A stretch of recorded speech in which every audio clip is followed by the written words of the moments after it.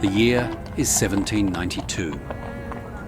A carriage rattles through the frozen streets of St. Petersburg, bearing inside it a man who once illuminated Russia with books and ideas. Nikolai Novikov, publisher, philanthropist, and Freemason, sits in silence as he's driven to the fortress of Schlisselburg. Around him, soldiers clutch their sabres. The gates ahead close like jaws. For Catherine the Great, he is no longer a reformer, but a conspirator. For the Brethren of Moscow, his imprisonment is the signal that their lodges too must fall dark. In this single night, the light of an entire movement is extinguished.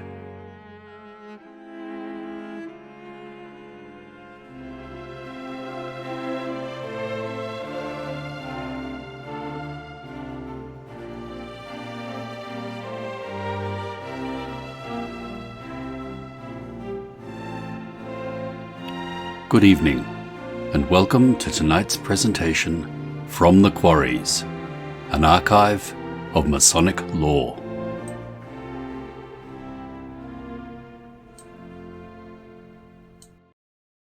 Freemasonry in Russia has always been caught between fascination and suspicion.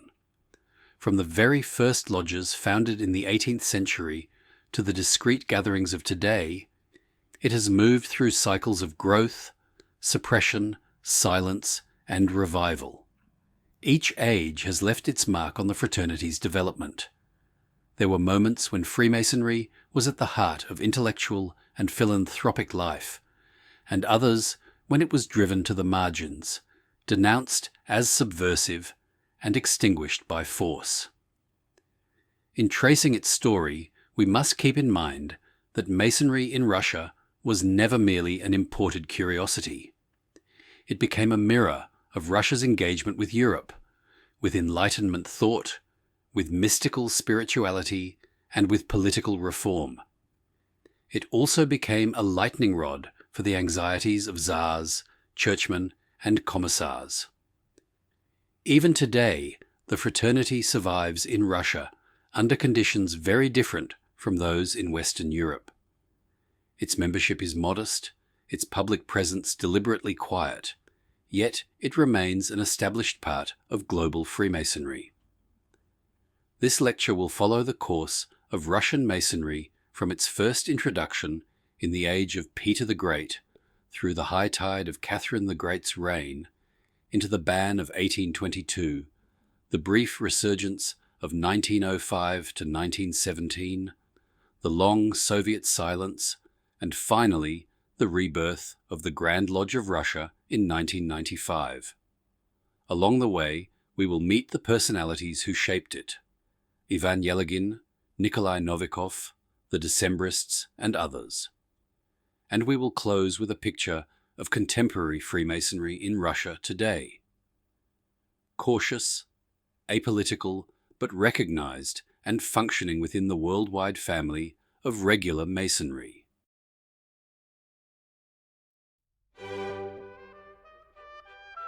Imagine Moscow's German quarter in the early 1700s. In a smoky chamber, foreign officers and scientists gather at a table strewn with charts, compasses, and globes. Among them is Jacob Bruce, a Scottish general renowned as much for his experiments in alchemy as for his loyalty to Peter the Great. They speak in hushed tones, draw strange symbols, and raise their glasses to unseen ideals. Neighbours whisper that they are Freemasons, guardians of secrets never before heard in Muscovy. Whether true or not, the rumour takes hold, and with it, the idea that hidden wisdom has entered the Russian court.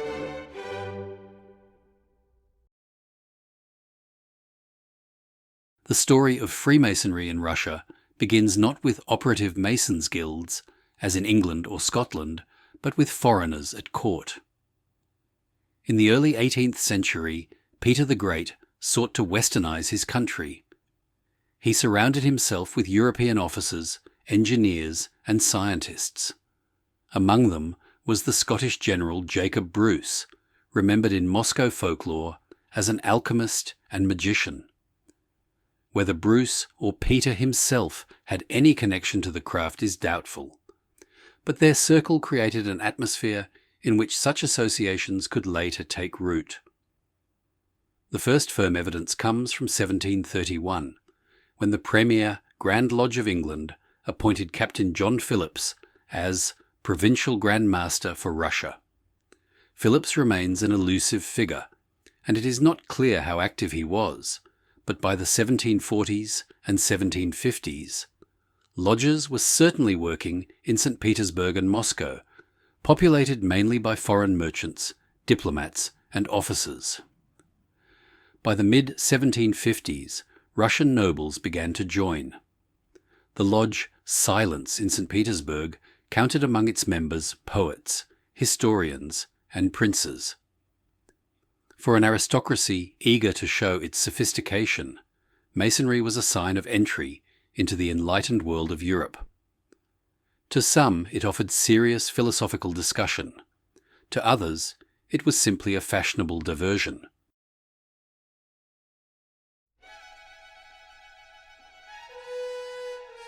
It is 1785. Inside the Imperial Theatre, Catherine the Great laughs as actors parody a Masonic initiation. They swagger about with swords, promise elixirs of immortality, and collapse into drunken revelry. The court roars with delight. Yet scattered among the audience are true brethren who watch in uneasy silence. They recognize the sting in the comedy. Their empress, once a patron of enlightenment, now ridicules what they hold sacred. For them, the laughter is a warning. The lodges of Russia are no longer fashionable curiosities. They have become dangerous in the eyes of power.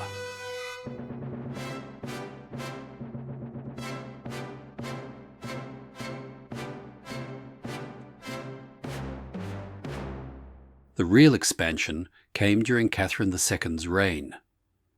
Ivan Yelagin, a courtier and former secretary to the Empress, became the key organizer. In the early 1770s, he brought together 14 lodges under his authority as Provincial Grand Master, recognized first from Berlin and then from London. He introduced rituals, rules, and even a blood oath ceremony to heighten the sense of solemnity. At the same time, Baron von Reichel, aligned with German and Swedish systems, created rival lodges.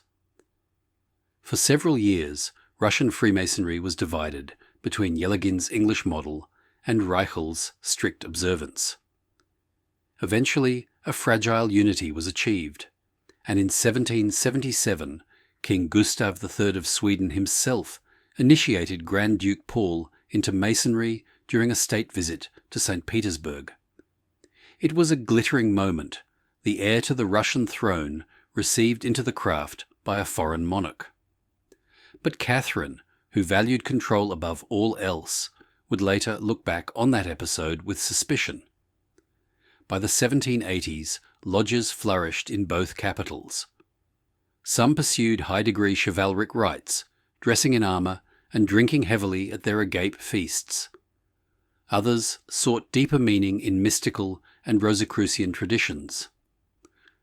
The leading figure of this Moscow current was Nikolai Novikov.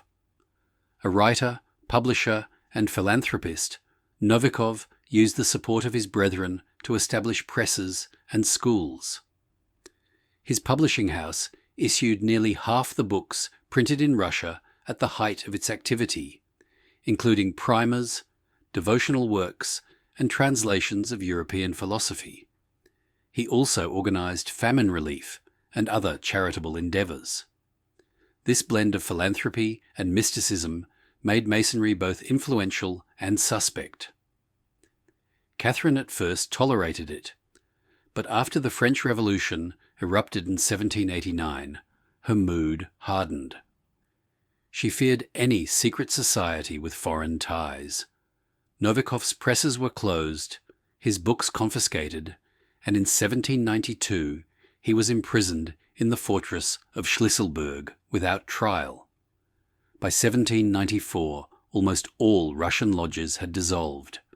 Catherine even ordered the demolition of her half-built palace at Tsaritsino because its decoration reminded her of Masonic symbols. Thus ended the first golden age of Russian Freemasonry. Moscow, winter of 1815. Officers return from Paris, their uniforms still bright with medals of victory over Napoleon. In a candlelit salon, they gather, voices low, speaking of what they saw abroad. Constitutions, parliaments, new rights for citizens. One raises his hand in a Masonic gesture and says simply, "In our lodge, we are all equals." For men raised in an autocracy, it is intoxicating. These conversations, half political and half mystical, are seeds. Within a decade, they will blossom into the Decembrist revolt, the first attempt of Russia's nobility to demand a constitutional order.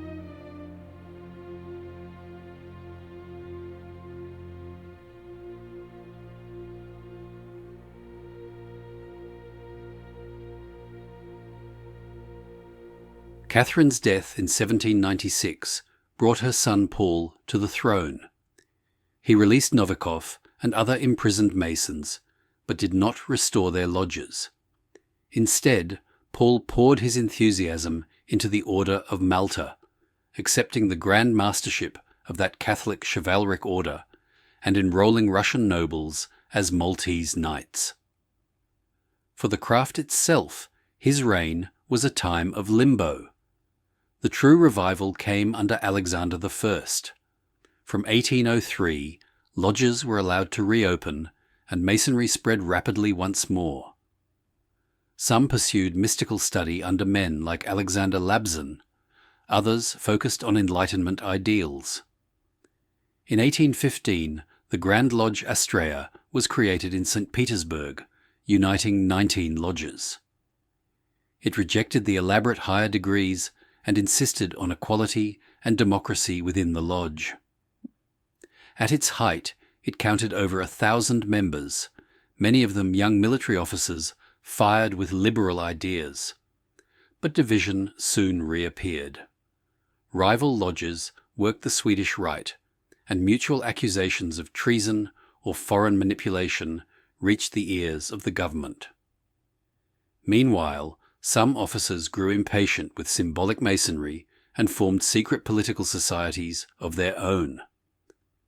The Unions of Salvation and Prosperity, predecessors of the Decembrists, borrowed Masonic structures of oaths and cells, but aimed at constitutional reform. In 1822, Alexander, alarmed by these developments, issued a decree banning all secret societies, Masonry included. 3 years later, when he died, the Decembrists rose in revolt against his successor, Nicholas I. Many of the conspirators had once been lodge members. The uprising failed, but in the official mind, Masonry and conspiracy were now indelibly linked. Nicholas reinforced the ban, and for the rest of the century, Russian Freemasonry fell silent.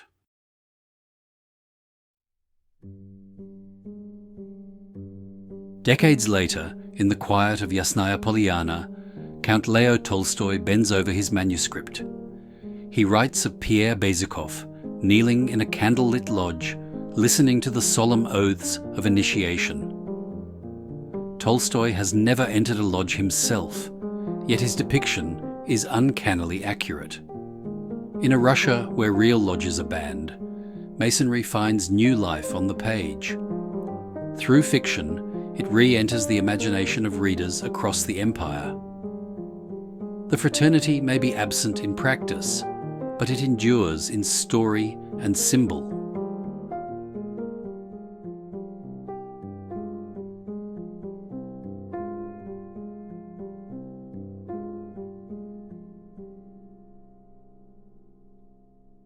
Although lodges closed, Masonic influence lingered in culture and literature. Tolstoy's War and Peace depicts Pierre Bezukhov's initiation in remarkable detail, showing how Masonry could inspire reflection on moral duty and spiritual growth. Architects and artists occasionally used Masonic motifs, but institutionally there were no lodges in Russia. Gentlemen who wished to join had to do so abroad, in Paris, Berlin, or London. The state and the Orthodox Church remained hostile. Clergy denounced Freemasonry as heretical. Conservative writers portrayed it as a foreign cabal. Anti-Masonic conspiracy theories flourished, culminating in the fabricated protocols of the Elders of Zion in the early 20th century, which linked Jews and Freemasons in a mythical plot for world domination.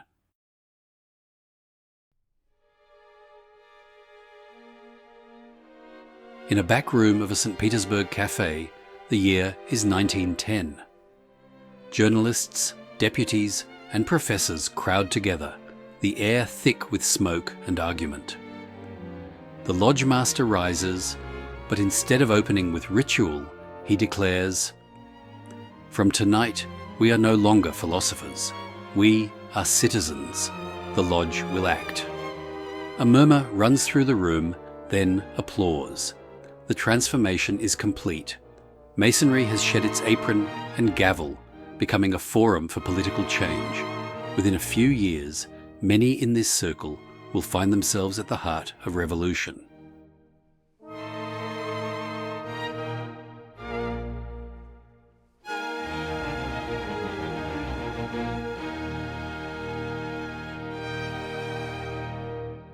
The Revolution of 1905 forced Nicholas II to allow limited civil freedoms.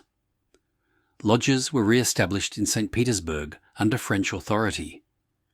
Many members were deputies of the new Duma, liberal intellectuals and professionals. By 1910, they had reorganized themselves as the Grand Orient of the peoples of Russia. Abandoning ritual, they concentrated on political action. When the February Revolution of 1917 overthrew the monarchy, several leading figures of the provisional government, including Alexander Kerensky, had been involved in these circles. This gave rise to the later myth of a Masonic conspiracy. In reality, the revolution had far wider causes, but the lodges had indeed served as places where reform-minded men could meet in trust. The Bolshevik seizure of power in October 1917 brought that brief revival to an end. By 1922, all lodges were suppressed once more.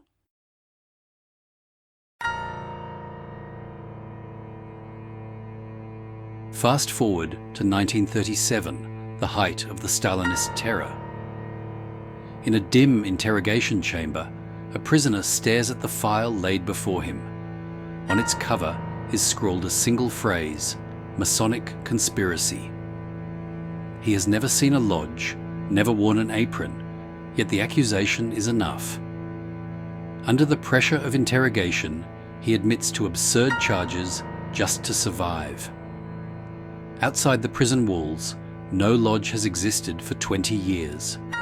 Yet the fear of Masonry remains so potent that even a whisper of its name can destroy a life.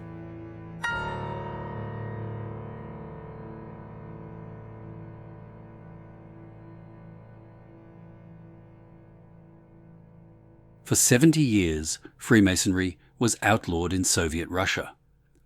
The regime denounced it as a bourgeois conspiracy and a tool of capitalist powers. In the Stalinist purges, Masonic plots were sometimes cited in show trials as convenient accusations. Yet Masonry did not vanish entirely. Among the Russian émigrés of Paris, Berlin, and New York, lodges of exiles kept working, maintaining rituals and libraries in the Russian language. Within the Soviet Union itself, scholars studied its history in secret, and the very act of reading about Masonry became a gesture of quiet resistance.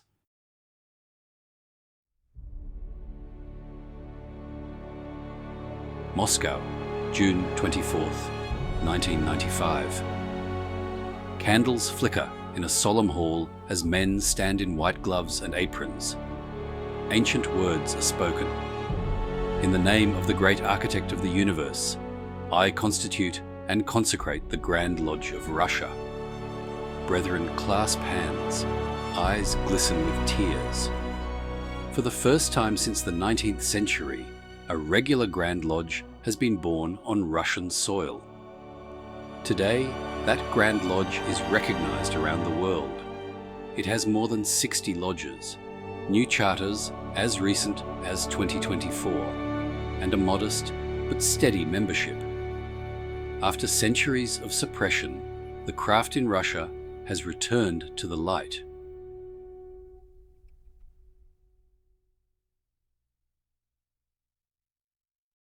The collapse of the Soviet Union opened the way for a rebirth. In the early 1990s, French Freemasons sponsored new lodges in Moscow and St. Petersburg. On 24th June 1995, appropriately the Feast of St. John, the Grand Lodge of Russia was formally constituted in Moscow under the guidance of the Grand Lodge Française. In 1996, it received recognition from the United Grand Lodge of England, placing it firmly within the family of regular Freemasonry. Today, the Grand Lodge of Russia is the only regular jurisdiction in the country recognized by the United Grand Lodge of England and most other Grand Lodges. It is led by Grand Master Andrei Bogdanov, and its official registry shows over 60 constituent lodges across the country, with new charters issued as recently as 2024. Public estimates suggest a membership of around 700 in 2016 and about 1,300 by 2025. Alongside the Grand Lodge of Russia, there are smaller obediences. The United Grand Lodge of Russia, founded in 2008 under the patronage of the Grand Lodge of France, follows the continental tradition and is not recognized by the United Grand Lodge of England. Mixed gender lodges also exist under international liberal obediences. But the mainstream of Russian Masonry is firmly in the Grand Lodge of Russia. Freemasonry today is legal in Russia. The Grand Lodge of Russia operates as a registered non-profit association. It keeps a deliberately low profile, avoids politics and religion, and holds only a few discrete public ceremonies each year, such as wreath-laying on Victory Day. Unlike many non-government organizations, it has not been designated a foreign agent or extremist organization. Its survival depends on precisely that cautious stance.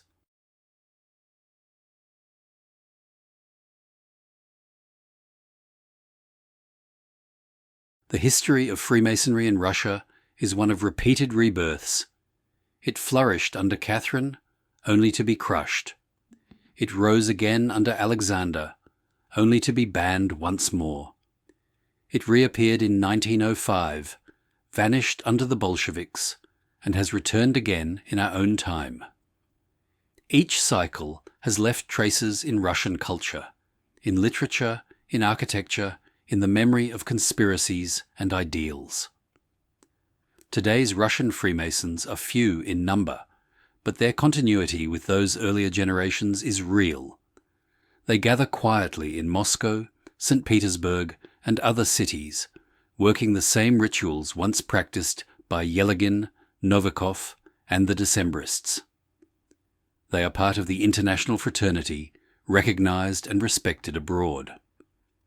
After centuries of suspicion, suppression, and survival, the craft in Russia remains alive. Modest in scale, but rich in historical resonance. For a deep dive into the history, philosophy, and traditions of Freemasonry, subscribe to From the Quarries. You will find hundreds of lectures, presentations, shorts, and other Masonic works written by Freemasons, for Freemasons. Visit FromTheQuarries.com or YouTube @FromTheQuarries.